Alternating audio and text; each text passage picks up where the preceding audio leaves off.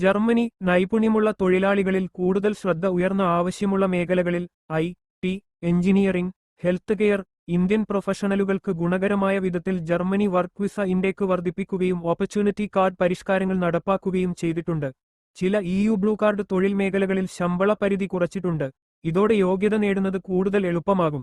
ജോലി ദീർഘകാല താമസം, പെർമനന്റ് റെസിഡൻസി എന്ന പാത ഇപ്പോൾ കൂടുതൽ വ്യക്തവും ലളിതവുമാണ്.